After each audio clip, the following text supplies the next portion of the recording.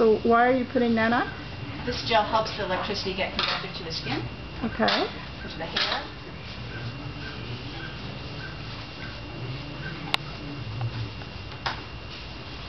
Feels a lot better than the first day. It's kind of exciting.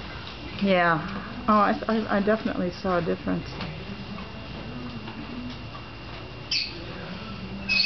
Okay, now it's rolling, so that means it is conducting, or? Yes. Doesn't seem to be any problem areas up here. Any what? Problem there doesn't areas? seem to be any problem areas up here. That's great. I think giving him hay to eat was a great idea.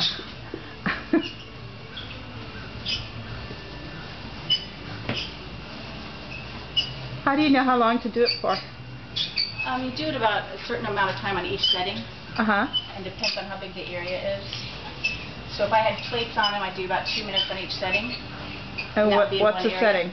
A frequency of electricity. Okay. So it works on a certain frequency of electricity in each cell. And they go to different levels of And you start low and just keep going? And I was reading in the article, these are microcurrents, so... Yes, microcurrent technology. So, talk about that, like how's that different from what they use on some of these other electrical things? So a TENS machine is electrical stimulation, but what it does is it sends electricity signals to the brain so that the brain can't read the pain signals. Okay. It's just overloading the system so that the pain signals aren't read. All right. You still have the pain, you just can't feel it. All right. Whereas in a TENS machine has more electricity than this machine, and what it does is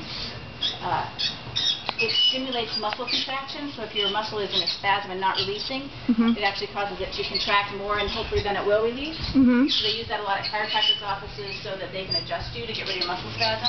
Okay. However, your body still has to do something with your electrical activity that's in the cells.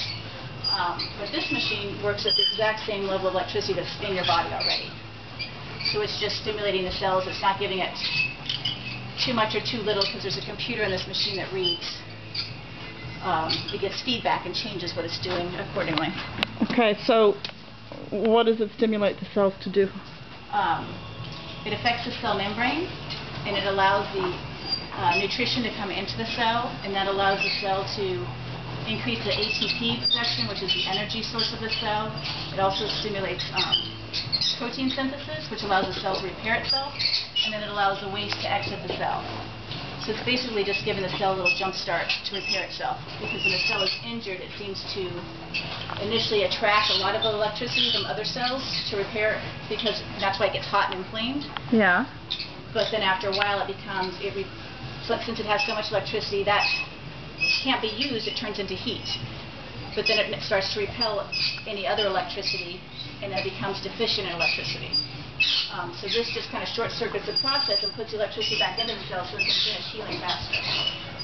So the heat that's generated, is that why we use ice packs and stuff like that? Yeah. Huh. Yeah. So we're just always trying to short-circuit how the body would feel to make it heal fast. So that we don't have to change our activities or our life, basically. As much, anyway. That's right. Well, it certainly helped my back.